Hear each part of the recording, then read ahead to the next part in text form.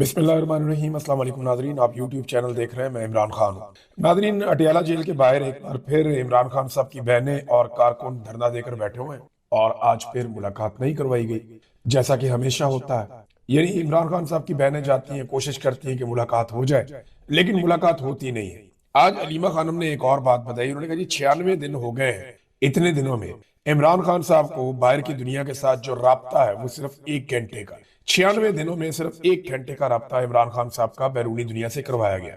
और अब तो काफी अरसा हो गया, लगभग 2.5 महीने होने वाले हैं, मुलाकात होने ही नहीं दी जा रही। एक मुलाकात करवाई गई थी बस, इमरान खान की बहन की, वो भी काफी एहतजाज के बाद, जब सुहेल अफरीदी सारी रात वहां पे बैठा रहा अपने अरकान के साथ, लोगों के साथ। तो उसके बाद जो मंगल है वो एक मुलाकात करवाई गई, लेकिन मुलाकातें इमरान खान साहब की बंद है। उनके लोग एहतजाज कर रहे हैं और इससे फर्क कोई नहीं पड़ता, क्योंकि एहतजाज जो है ना वो बड़ा खफीफ सा हुआ, यानी जिसे एहतजाज कहते हैं। और जो पाकिस्तान तहरीक इंसाफ कर सकती है या उनकी क़यादत कर सकती है, वो उस नहज तक नहीं जा रहे। शायद अभी भी पाकिस्तान तहरीक इंसाफ के लोगों को या लीडरशिप को ये लगता है कि मौजूदा मिलिट्री एस्टेब्लिशमेंट इमरान खान के लिए या उनके लिए कोई रास्ता निकालेगी। लेकिन सादी और साफ बात यह है कि आसिम मुनीर साहब जब तक हैं तब तक वो इमरान खान को कभी बर्दाश्त नहीं करेंगे। जो उनके साथ पाकिस्तानियों ने कर दिया है और जो शऊर इमरान खान साहब ने पाकिस्तानियों को दिया, उसके बाद जो कुछ आसिम मुनीर के साथ हुआ, यानी पाकिस्तान का अगर आज आप सबसे गैर मकबूल आदमी देखें, आप सर्वे करवा कर देख लें। हमने कई दफा नवाज शरीफ के साथ, जरदारी के साथ सर्वे करवाया, लेकिन आसिम मुनीर साहब की गैर मकबूलियत का कोई मुकाबला नहीं कर। वो ताकत में बेमिसाल है। यानी उनके पास 7-8 लाख लोगों की एक फौज है, बहुत सारी बंदूकें हैं, हथियार है, एयरफोर्स है, बहुत सारा कुछ उनके पास है जो उनके इशारे के ऊपर चल। ब्यूरोक्रेसी जो है वो उसको कंट्रोल करते हैं, एजेंसियां हैं, उनके जरिए से वो पूरे निजाम को कंट्रोल करते हैं। तो ताकत तो बेमिसाल है, लेकिन ताकत कांस्टेंट ही ना होती, हमेशा रहती नहीं है। मकबूलियत के मामले में जो सबसे गैर मकबूल है इस वक्त पाकिस्तान में, वो भी आसिम मुनीर साहब। आप जितने मर्जी सर्वे करवा कर देख लें। तो पाकिस्तान तहरीक इंसाफ को ये गलत फहमी है शायद कि आसिम मुनीर साहब या ये मौजूदा निजाम इमरान खान के लिए कोई गुंजाइश पैदा करेंगे। सवाल ही पैदा नहीं हो, सवाल ही पैदा नहीं हो। ये मुल्क के दुश्मनों से हाथ मिला लेंगे, ये पाकिस्तान के टुकड़े करवा लेंगे, लेकिन ये इमरान खान के लिए गुंजाइश नहीं निकालेंगे। इमरान खान के लिए गुंजाइश पाकिस्तान की आवाम को जबरदस्ती निकालनी पड़ेगी, बजोरे ताकत निकालनी पड़ेगी। पुरअमन तरीके से एक बड़ा एहतजाज करके अवाम बाहर निकले, अपनी ताकत का मुजाहरा करे और इनसे फिर जान छुड़वाए। इसके अलावा तो कोई रास्ता पाकिस्तानियों के पास है नहीं। पाकिस्तान तरीके इंसाफ को एक गलत फहमी है। देखे ना, अभी ये इस्लामाबाद हाई कोर्ट के बाहर की ये तस्वीर है, या 20 से 25 वकील ये आए इमरान खान साहब के केसेस लगवाने के लिए। अब 20 से 25 वकील पाकिस्तान तहरीक इंसाफ जैसी बड़ी जमात, वो कह रहे हैं जी हम सब मौजूद हैं यहाँ पे। सब कितने हैं? 20 से 25। 20 से 25 वकील जो है वो क्या इनकलाब लेकर आएंगे? वो मिलिट्री एस्टेब्लिशमेंट के चुंगल से पाकिस्तान की अदलिया को छुड़वाएंगे? और क्या 20 से 25 वकील ये कर पाएंगे कि वो इमरान खान साहब के केसेस इस्लामाबाद हाई कोर्ट में लगवा लें? सलमान अकरम राजा साहब और बैरिस्टर गौर साहब ये वहां पे चैम्बर में इंतजार करते रहे, और चैम्बर में होने के बावजूद चीफ जस्टिस ने इनसे मुलाकात नहीं की। 2 दफा गए मिलने के लिए, उन्होंने मुलाकात ही नहीं की। उन्होंने कहा नहीं मिलता। चीफ जस्टिस ने तो क्या, इस्लामाबाद हाई कोर्ट के चीफ जस्टिस तो अपनी जगह पे डोगर साहब, उनका सेक्रेटरी भी नहीं मिला। ये हालात है, और ये उसी अतार के लोंडे से दुआ लेते हैं। यानी इन्हें लगता है कि यहीं से इंसाफ मिलेगा। ये 20-25 वकील जाएंगे, इक्का दुक्का पार्लियामेंटेरियंस जाएंगे तो इंसाफ मिलेगा। फिर वे कहते हैं 319 पार्लियामेंटेरियंस आ चुके, इकट्ठे तो मैंने कभी नहीं देखे। हाँ, ये कि बार बार आ रहे हैं जा रहे हैं तो वो उस तरह कर ले। 15 चक्कर लगा चुके हैं लेकिन इंसाफ नहीं मिल रहा, तो एक दफा इकट्ठे जाकर देख लें। देखिए, अगर इंसाफ लेना है ना तो ये ऐसे ना मुलाकात करेंगे ना इंसाफ देंगे। इंसाफ लेने के लिए ये जो 25 वकील है, इनकी जगह पे 2500 वकील होने। और पाकिस्तान तहरीक इंसाफ के लिए कोई बड़ा मसला नहीं होना चाहिए। सारे वकला रहनुमा है और वकील इमरान खान के साथ खड़े हैं। सिर्फ आपने मामला अपने हाथ में लेना है और एस्टेब्लिशमेंट की तरफ देखना छोड़ देना कि उनसे उम्मीद बिल्कुल खत्म कर दें आप। वो आपको कुछ भी नहीं देंगे, लिख कर ले लें, आप नहीं देंगे कुछ। आसिम मुनीर साहब हमेशा PMLN के साथ और जरदारियों के साथ खड़े, नवाज शरीफ और जरदारी ये वहीं खड़े। और दूसरी बात यह है कि इमरान खान से नफरत अब उनकी पहचान है, वो अपनी ये पहचान खत्म नहीं होने। लिहाजा ये 25 वकीलों की जगह 2500 वकील लेकर जाए, एक आधा पार्लियामेंटेरियन ले जाने की बजाय 300-350 सारे सेनेटर, MPs, MNAs लेकर जाएं, जाकर बैठ जाएं अदालत में। क्या होगा? एक दिन वो आपको घसीट के निकाल देंगे, दूसरे दिन फिर बैठ जाए, फिर आपको निकाल देंगे, फिर जाके बैठ जाए, आपको गिरफ्तार करेंगे, बैन अवी खबरें बनेंगी। क्या हो गया, गिरफ्तारी इतने कारकुन देते हैं, बेशुमार ऐसे कारकुन जिन्हें इमरान खान से लालच भी कोई नहीं। यानी इमरान खान से ना उन्होंने एमएनए बनना है, ना एमपीए बनना है, ना सेनेटर बनना है। वो बेचारे कुर्बानियां दे रहे हैं, तो आपको तो इतना कुछ मिला है, आ जाए आके बैठ जाए। ये इन्हें करना पड़ेगा, अदरवाइज इन्हें किसी किस्म का कोई इंसाफ मिलना नहीं है। ये अदालत तो बिल्कुल नहीं देगी। नादरीन, जो जर्नैलों की जिद है ना, वो बड़ी खौफनाक चीज है। इसने पाकिस्तान का बेड़ा गर्क कर दिया। जनरल जिया की जिद, जनरल मुशर्रफ की जिद, जनरल अयूब खान, याया खान, बाजवा, अभी आसिम मुनीर, जर्नैलों की जिद ने पाकिस्तान को बहुत पीछे धकेला। अभी जिद ये है कि हमें हर हाल में जो है वो एक निहत्ती लड़की को उसके शौहर समेत गिरफ्तार कर, ईमान मजारी को और उनके शौहर हादी अली चट्टा को। बस जिद है और कुछ भी नहीं। वो करते क्या है, वो मजलूमों के साथ खड़े हो जाते हैं, वो जबरी गुमशुदगियों के खिलाफ खड़े हो जाते हैं, वो हर जुल्म और ज्यादती के खिलाफ आवाज उठाते हैं, वो रियासत और रियासती इदारों को आइन और कानून के दायरे में रहने के लिए फोर्स करते हैं, और इसके लिए वो अपनी पुरअमन जद्दोजहद करते हैं, कानूनी जद्दोजहद करते हैं। अब जी इनको पकड़ दो, इनको गिरफ्तार कर लो, ताकि आइंदा कोई ऐसा करे ना। आप एक ईमान मजारी को गिरफ्तार करेंगे ना, 1000 ईमान मजारी आपको और मिले, ये आपके साथ होगा, आप करके देख लें। अब ईमान मजारी साहबों को गिरफ्तार कर दिया। अब ये जो सिद्ध है ना, ये इंसानी हकूक, समाज में इखलाकियात और इंसाफ को दीमक की तरह चाट रही, ये हमारे मुआशरे के साथ कर रही है हमारी मिलिट्री एस्टेब्लिशमेंट। अब इनके ऊपर एक पिछला मुकदमा निकाल कर ले आए जी, जुलाई के महीने। ये देखें, ये मुकदमा लेकर आए जुलाई के महीने का, और इस मुकदमे के अंदर अजीबोगरीब चीजें लिखी हुई। ये नहीं, मुकदमे में है कि हादी अली चट्टा पिस्तौल से पुलिस वालों पे फायरिंग कर, किसी कैमरे ने नहीं देखा, कोई सेफ सिटी के कैमरे में नहीं आया। वो तो बेचारे मजलूमों के लिए एहतजाज करने गए थे, उन्होंने कहीं सीधी गोलियां मार रहा था पुलिस अफसरान को, डाल दो पर्चा। और ईमान मजारी में डाल दिया कि इसके हाथ में डंडा था और ये गाड़ियां तोड़ रही थी। हद होती है नाइंसाफी की, बेईमानी की और फ्रॉड की। ऐसी 2 नंबर एफआईआर की है, और पिछली डेटों में की है कि इसमें हमने जनाब जुलाई के महीने से छुपाई हुई है एफआईआर, हमने अब इन मियां बीवी को गिरफ्तार कर। तो वो अपने बैग शैग साथ लेकर आई, उनकी वालदा भी आई थी कि ठीक है गिरफ्तार करना है तो कर ले। फिर अगर यही रियासत की जिद है, गिरफ्तार ही करना है, तो मारंग बलोच को गिरफ्तार करके इन्होंने कितना छोटा कर दिया। मारंग बलोच ने बिलाखिर बाहर तो आ जाना है। अब ऐसा तो नहीं है कि आप आफिया सिद्दीकी की तरह उसको लंबा अरसा अंदर रख ले, वो एक दिन बाहर तो आ जाएगी। तो जब मारंग बलोच बाहर आ जाएगी तो फिर आप देखिएगा पूरा बलोचिस्तान उसके साथ कैसे और किस ताकत के साथ खड़ा होगा। बलोचिस्तान में लोग आपकी शक्ल भी नहीं देखेंगे मारंग बलोच की बात सुने। मेरी बात लिख के रख लें, ये ईमान मजारी को आप अंदर डालेंगे, गिरफ्तार करेंगे, जब ये बाहर निकलेगी, और ये निकलेगी बाहर, तो जब भी ये आजाद होगी तो फिर आप देखिएगा कि ये आपको तिगनी का नाच नचाएगी। और ये होना चाहिए इंसानी हकूक के लिए। ये जो पामालियां की जा रही है, इनको बंद होना चाहिए, ये आवाजें मजीद मजबूत होनी चाहिए। यानी पुराने मुकदमे ऐसे निकालते हैं। मैं जेल में था एक दिन, तो मुझे पता चला कि 1.5 साल पहले का मेरे ऊपर एक मुकदमा है, वो आ गया। और मुकदमा क्या है, मैंने दहशतगर्दी की है, मार कुटाई की है, पुलिस वालों को बहुत मारा है, रेंजर्स को भी मारा मैंने। हालांकि मैं वहां पे, वो मेरा तल्ले की कोई नहीं इन चीजों से। उस वक्त 1.5 साल पहले का एक मुकदमा ला के खड़ा कर दिया, जनाब ये दहशतगर्द है। तो जैसे आज ये मुकदमा किया गया ईमान मजारी पे और हादी अली चट्टा पे। और नाजरीन, पाकिस्तान चल कैसे रहा है, ये बड़ी रूटीन की चीज होती है कि अपोजिशन लीडर आ गया सेनेट में, अपोजिशन लीडर आ गया कौमी असेंबली, ये कायदे ऐवान का इंतखाब होता है, साथ ही वो भी आ जाते हैं, एक आधे दिन में हो जाता है। 5 महीने लगा दिए इन्होंने इस काम में, और 5 महीने के बाद चौड़े होकर क्या रहे हैं, चौड़े होकर दिखा रहे हैं कि जनाब बड़ा जमहूरी काम कर दिया है। एहसान माना जाए नवाज शरीफ का, एहसान माना जाए मौजूदा निजाम का, कि देखें जी अपोजिशन लीडर लगा दिए गए। क्यों जी, ये तो पहले दिन लगने चाहिए थे। ये जो 5 महीने नहीं लगे, इनका हिसाब कौन देगा। नादरीन, वादिया तीरा के अंदर जो ऑपरेशन के नाम पे जुल्म किया जा रहा है, लोगों को बेघर किया जा रहा है, लोग निकल निकल के अपने इलाके से आ रहे हैं, उन्हें जबरदस्ती उनके इलाकों से निकाल कर दूर दराज के इलाकों में भेजा जा रहा है। उसके ऊपर असद कैसर साहब ने भी बात की, और कुछ फैक्ट्स है मैं आपके सामने रखता हूँ।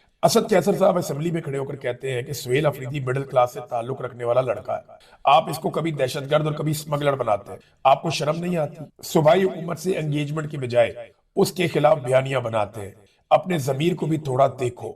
फिर उन्होंने कहा कि मैं तजवीज देता हूं कि स्पीकर अपने दफ्तर में जरगा बुलाए, और मैं जुबान देता हूं कि वजीर आला भी आएंगे। इस तलाल चौधरी को क्या पता कि वहां खैबर पख्तूनख्वा में क्या हो रहा है, इसको तो तकरीर की पर्ची मिलती है, और इसमें भी जबान इतनी लंबी है इसकी। वैसे तलाल चौधरी को वाकई क्या पता, फैसलाबाद में बेचारा पहले परवेज इलाही की गाड़ी के आगे डांस करता था, फिर नवाज शरीफ की गाड़ी के आगे डांस करता था, उसको उठा के कहां से कहां पहुंचा दिया, सिर्फ इसलिए कि मिलिट्री एस्टेब्लिशमेंट को पसंद आ रहा है। मिलिट्री एस्टेब्लिशमेंट को डांस करने वाले इस तरह के लड़के जो डिस्को टाइप के हों और थोड़ा सा वो हर तरह की बात मान ले, और जो उन्हें पर्ची दी जाए वो पढ़ ले, तो मिलिट्री एस्टेब्लिशमेंट को तो पसंद होते हैं।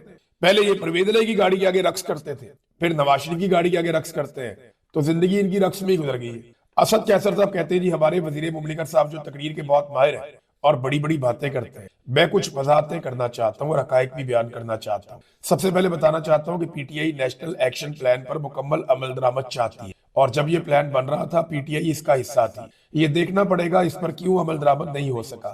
हम दहशतगर्दी को एक लानत समझ और चाहते हैं इसका मुकम्मल खात्मा हो। मैं पूछना चाहता हूं कि खैबर पख्तूनख्वा असेंबली के स्पीकर ने कौमी जरगा मुनक्कद किया जिसमें हुकूमती इत्तेहादी भी शामिल थे। नून लीग और पीपल्स पार्टी ने जिस मुत्तफिका एलामिया पर दस्तखत किए वो जारी किया गया, वो एलामिया आपने पढ़ा? देखिए असल में तो खैबर पख्तूनख्वा के लोगों ने फैसला करना है ना कि सूबे के अंदर अमनो अमान किस तरीके से आएगा। जो बाहर से बंद कमरों में फैसले होते रहे उन्होंने तो अभी तक बेड़ा गर्क ही किया है। नादरीन, राणा सनाउल्लाह साहब ने भी सेनेट में खिताब किया। उन्होंने कहा कि आज जो 8 फरवरी को हुआ इलेक्शन में धांधली हुई थी, उन्होंने कहा क्या ये मुल्क में पहली बार हुआ है? अगर 8 फरवरी पर ही बैठे रहेंगे तो आगे नहीं बढ़ सकेंगे। उन्होंने 2018 के इलेक्शन का भी हवाला दिया कि वहां पे आरटीएस बैठा, धांधली की। आए मिल बैठे और आइंदा के लिए पाकिस्तान में फ्री एंड फेयर इलेक्शन के लिए इक़दामात करें। देखिए ये राणा सनाउल्लाह साहब कह रहे हैं कि आगे बढ़ते हैं। हुकूमत की एक तो मैं उनकी बात से इत्तफाक नहीं करता। 2024 में जो इलेक्शन हुआ उसका मवाजना आप पाकिस्तान में होने वाले किसी भी इलेक्शन के साथ नहीं कर सकते। पाकिस्तान के इंतखाबात में एस्टेब्लिशमेंट हमेशा 19-20 करती रही है लेकिन इस तरह का मामला कभी नहीं किया। और अगर आप 2018 के इंतखाबात की बात करें तो पाकिस्तान तहरीके इंसाफ की अक्सरियत को अकलियत में बदला गया था। जो हकीकत है, जो सरवर बारी साहब भी कह रहे हैं, बहुत सारे और सीनियर तज्जियाकार वो ये बात मान चुके हैं कि पंजाब के अंदर पाकिस्तान तहरीके इंसाफ की कुछ सीटें छीनी गई थी ताकि इमरान खान साहब की हुकूमत को बेसाखियों पे खड़ा किया जा सके। और मिलिट्री एस्टेब्लिशमेंट ने आरटीएस बैठने के बाद पीएमएल-एन और पीपल्स पार्टी की सीटों को बढ़ाया था और पीटीआई की सीटों को कम किया था। तो 2018 में भी धांधली पीटीआई के खिलाफ हुई लेकिन बयानिया ऐसा बना लिया पीएमएल-एन ने, आरटीएस आरटीएस करते करते उन्होंने ऐसा शानदार बयानिया बनाया कि लोगों को लगा कि शायद पाकिस्तान तहरीके इंसाफ को धांधली करके जितवाया गया। ऐसा नहीं हुआ था। हुआ ये था कि पाकिस्तान तहरीके इंसाफ के कई बंदों को इलेक्शन हरवा दिया गया ताकि वो बैसाखियों के ऊपर हुकूमत बनाए और जब चाहे मिलिट्री एस्टेब्लिशमेंट वो पाकिस्तान तहरीके इंसाफ की हुकूमत को गिरा दे। ये इसलिए उन्होंने ये सारा प्लान किया था और बाद में वो प्लान एग्जीक्यूट भी हुआ। इमरान खान साहब की हुकूमत गिरा दी गई। हाँ, जहांगीर तरीन ने कई ऐसे लोगों को जो आजाद हैसियत में इलेक्शन लड़े थे उन्हें जाकर अपनी पार्टी के साथ मिलाया था लेकिन उन दिनों का मवाजना 2024 से करना ये तो सरासर ज्यादती। 2024 में तो इलेक्शन लड़ने ही नहीं दिया, इंतखाबी निशान नहीं था, कागजात नामजदगी छीन कर भाग जाते थे, अगवा बराए बयान चल रहा था। इन्होंने तो पूरी की पूरी पार्टी का बेड़ा गर्क कर दिया ना और कौम को भी डराया। तो ये मवाजना बनता ही नहीं। आरोप जो है वो ब्यूरोक्रेसी से लिए गए। सबसे बड़ा सत्यानाश तो काजी फायज ईसा ने ये किया, एक पॉलिटिकल पार्टी को अपना झंडा तक उठाने की इजाजत नहीं थी। तो ये मवाजना जो भी करता है ना वो ज्यादती करता है लेकिन हुकूमत की ख्वाहिश है कि चीजें नॉर्मलाइज हो और कम से कम ये जो मौजूदा हुकूमत है इसको तस्लीम कर ले पाकिस्तान तहरीके इंसाफ और तहरीके इंसाफ इनके साथ बैठ जाए और कोई इस तरह का माहौल बना ले कि ये हुकूमत अपनी मुद्दत पूरी कर ले, अगले इलेक्शन में फिर देखेंगे। तो जब इलेक्शन आएगा अगला तब दोबारा से कोई फॉर्म 47 टाइप की वो गेम खड़ी कर देंगे या कोई और खेल खेल देंगे। लेकिन राणा साहब कहते हैं जनाब कोई तरीकाकार करते हैं और कोई रास्ता निकालते हैं। लेकिन क्या इमरान खान साहब इस पे राजी हो जाएंगे? क्योंकि इमरान खान के बगैर ना तो अचकज़ई कुछ कर सकते हैं, ना अल्लामा राजा नासिर अब्बास कर सकते, ना पाकिस्तान तहरीके इंसाफ कर सकते। फैसला तो मिलाकर इमरान खान साहब ने। नादरीन, अब 25 जनवरी को मालाकंड की बारी आ गई है। ये मुराद सईद का इलाका है, जुनेद अकबर साहब का इलाका है और यहाँ पाकिस्तान तहरीके इंसाफ बहुत मकबूल है। इमरान खान साहब का तोती बोलता है इस रीजन में। तो मालाकंड के अंदर जब ये मोबिलाइजेशन होगी और वहां पे रैली निकलेगी, वजीर आला खैबर पख्तूनख्वा जाएंगे तो फिर हम देखते हैं कि क्या सूरत हाल बनती है और कितनी तगड़ी सूरत हाल बनती है और इसका नतीजा क्या निकलता है। लेकिन मोबिलाइजेशन चल रही है। मैं आपको फिर ये कह दूं कि शहरों को बंद कैसे करना है, गली मोहल्लों में और इलाकों के अंदर किस तरीके से ड्यूटियां लगानी है, वो काम अभी तक नहीं हुआ। मुझे अभी भी लगता है कि पाकिस्तान तहरीके इंसाफ मकबूलियत के बलबूते के ऊपर मुल्क को बंद करना चाहती है लेकिन इसमें मनसूबाबंदी का फुकदान है। ये बिल्कुल मैं क्लियर बात आपको कह रहा हूं। मकबूलियत इनके पास बहुत है, बेशुमार मकबूलियत, लेकिन मकबूलियत के साथ साथ को मनसूबा चाहिए होता है ना, मनसूबा बंदी इनके पास नहीं है। नादरीन, डोनाल्ड ट्रंप ने एक बड़ा अजीबोगरीब काम कर, ये सफारती दुनिया के अंदर एक तहलका मच गया और अगर आने वाले दिनों में उन्होंने ये काम मजीद किया ना तो बड़ा शुगर लग जाएगा पूरी दुनिया। हुआ ये है कि मैक्रोन ने और नेटो ने कुछ मुखालफत की है थोड़ी बहुत डोनाल्ड ट्रंप की कि यार आप ज्यादती कर रहे हैं। खासतौर पे ये गजा पीस बोर्ड के हवाले से उन्होंने अपने आप को बाहर रखा, इनकार किया। तो ट्रंप ने एक तो धमकी लगाई कि अगर फ्रांस हमारे साथ शामिल नहीं होगा तो हम फ्रांसीसी शराब पर 200% तक अमेरिका में टैरिफ लगा देंगे। यानी अमेरिका में बहुत सारी फ्रांसीसी शराब जाती है, वो बहुत पैसा कमाते हैं उससे। वो कह रहे जी उसके ऊपर हम 200% तक टैरिफ लगा देंगे, फिर लोग नहीं खरीदेंगे और आपका नुकसान होगा। और डोनाल्ड ट्रंप ने मैक्रोन जो फ्रांसीसी सदर है, एक उसका मैसेज और एक नेटो के सेक्रेटरी जनरल का मैसेज अपना जो इनका एक ट्रुथ का एक प्लेटफॉर्म है उसके ऊपर पब्लिक कर दिए। तो जरा ये आप मैसेजेस देखें। इसके अंदर जो एक मैसेज है वो सेक्रेटरी जनरल नेटो का है। वो कहता है, mister president, dear Donald, what you accomplished in Syria today is incredible. I will use my media engagements in Davos to highlight your work there in Gaza and in Ukraine. I am committed to finding a way forward on Greenland. Cannot wait to see you.